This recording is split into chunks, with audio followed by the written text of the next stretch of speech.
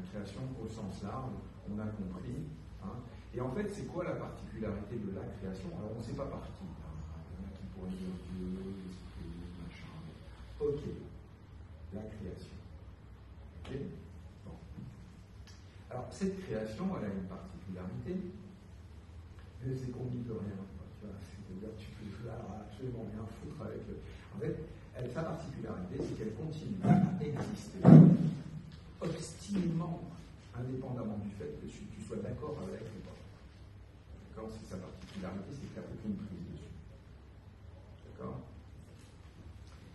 Et puis, il y a un deuxième truc, c'est notre création. D'accord? Et notre création, c'est notre modèle du monde. Bah oui, a priori, c'est pas Dieu qui l'a créé, d'accord, que les choses soient claires. Donc, déjà, cette frontière, vous voyez, c'est quand même d'une simplicité et d'une évidence absolue. Quoi. Il y a deux environnements, il y a la création et il y a notre création. Voilà, point barre. Et il se trouve qu'à l'origine, quand on est né, il n'y avait pas notre création. Mais on est né où?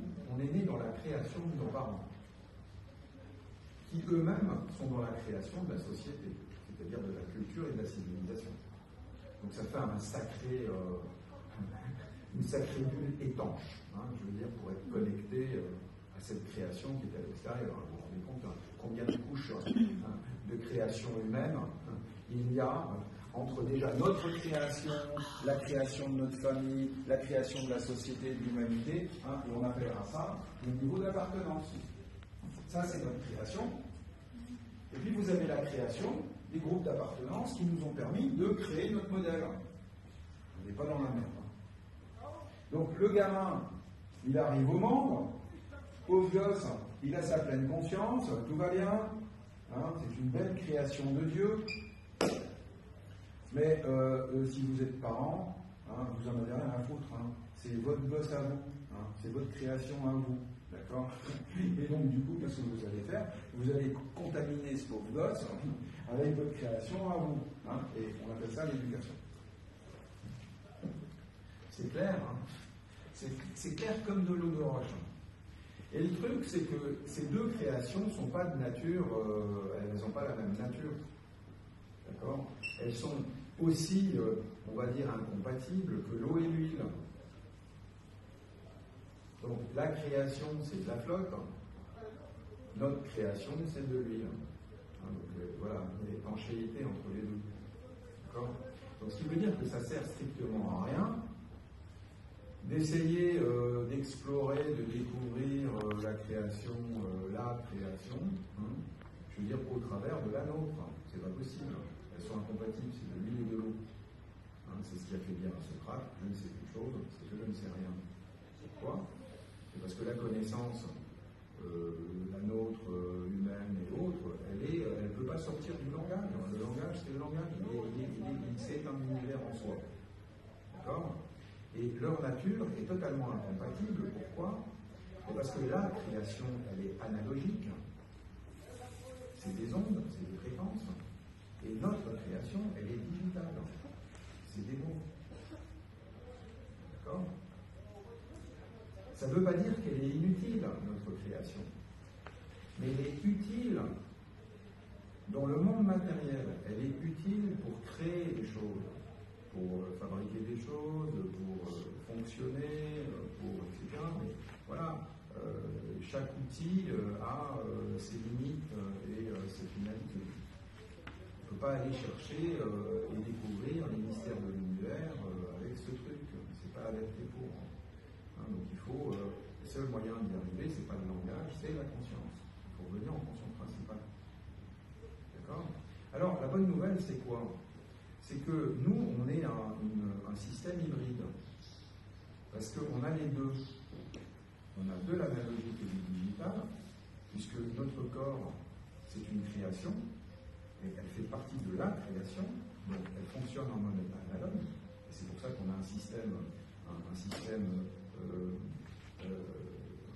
nerveux périphérique, c'est-à-dire on est capable de capter des fréquences analogiques. Ça s'appelle la perception. Ça s'appelle le système de perception. Et donc on a les deux systèmes. On a le système de perception analogue, qui nous permet de capter la réalité sensorielle, et on a le système de représentation, qui est notre modèle du monde, qui est un système digital. Le problème, c'est qu'on ne nous a pas expliqué comment le système fonctionne pour naviguer entre les deux. Donc ce qui se passe, c'est que quand on a trop développé le système digital, il devient littéralement étanche à la réalité. C'est-à-dire qu'il va littéralement boucher tous les capteurs de l'antenne, et l'antenne devient totalement incapable de capter la réalité analogique. C'est tout, c'est mécanique, quoi. On pourrait même formuler ça avec une formule mathématique, si vous voulez. C'est basique et carré. Donc, à partir du moment où vous comprenez le principe, en fait, la solution, elle est très très simple. C'est-à-dire qu'on peut sortir à tout moment de cette prison mentale. Elle n'est pas totalement... à partir du moment où on a la clé, on a compris comment le truc il fonctionne. À tout moment, vous pouvez voir ce qu'il y a autour de vous, n'est-ce pas? Okay. Donc ça veut dire que si vous revenez dans le temps optimum, c'est-à-dire ici et maintenant, il y a une seule chose à faire, c'est de vous synchroniser avec la création. D'accord? Et c'est de synchroniser la partie du système qui est en analogue, c'est-à-dire votre corps et vos cinq sens. D'accord? Vous alignez votre conscience sur votre corps et sur le fait que vous êtes là. C'est tout. C'est comme un cadrage. Je suis ici, maintenant, mon corps est là. Boum. Tac. Okay? Et vous maintenez votre conscience sur ce truc. Donc en fait, c'est comme si vous voulez, la réalité analogique, c'est comme une vague. Okay? C'est comme une vague. Et cette vague, elle avance. Okay? Elle avance vers le futur. Hein? Et si la théorie du Big Bang elle est vraie, ça veut dire que c'est une onde de choc. Donc c'est-à-dire qu'en fait, la réalité est une sorte d'onde de choc. D'accord? C'est pour ça qu'elle va dans une direction. Okay? La conscience principale, c'est se maintenir en équilibre sur la crête de la vague. Et à ce moment-là, qu'est-ce que vous faites? Vous glissez sur la vague. Et vous êtes en confiance. D'accord? Parce que le monde parallèle, c'est que le problème, c'est que dans le digital, vous pouvez déplacer la vague dans le futur ou dans le passé. Mais elle n'est pas réelle, cette vague-là. Vous anticipez les situations, vous imaginez que, sur quelle base, sur la base de, sauf que, à ce moment-là, vous êtes déconnecté. Vous n'êtes plus sur la vague digitale, analogique. D'accord? Et donc, il y a une particularité physique, c'est que quand la conscience se trouve sur la crête, c'est de l'énergie. Okay? Tout ce que vous voyez ici, c'est de l'énergie. Okay?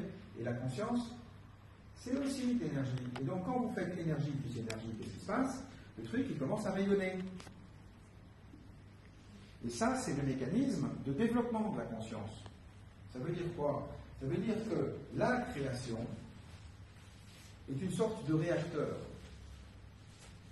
Et sa fonction, c'est de cultiver, de développer la conscience. C'est-à-dire que si la conscience, elle est synchronisée avec le truc, qu'est-ce qu'elle va faire? Elle va grandir. C'est tout. C'est pour ça qu'on vient. C'est pour grandir. Sauf que c'est pas ce qui se passe. Ce qui se passe, c'est qu'on vient, et cette conscience est piégée dans la conscience secondaire, c'est-à-dire dans le modèle, donc dans la création de l'homme. Et la création de l'homme, qu'est-ce qu'elle fait? Elle bouffe toute la conscience humaine. Et c'est comme ça que la civilisation se développe. La civilisation est un parasite. D'accord? La conscience secondaire qui est là, c'est une intelligence artificielle. C'est un parasite qui se nourrit de la conscience humaine. D'accord? Et vous avez des intelligences artificielles collectives. On appelle ça des civilisations, on appelle ça des sociétés qui vont se nourrir de l'être humain, comme si l'être humain était une pile. D'accord? On est du bétail, de ce point de vue. D'accord? Mais il n'y a pas d'intention négative. C'est un mécanisme. Il suffit juste de comprendre comment le mécanisme fonctionne, et si vous voulez en sortir, il n'y a pas de gardien. Il n'y a personne qui va vous empêcher de le faire. Il n'y a pas de gardien. C'est comme si, je ne sais pas moi, vous étiez en train, je ne sais pas moi, imaginons que l'univers c'est une grande école, La civilisation, vous savez, c'est quoi? C'est la cour de récréation.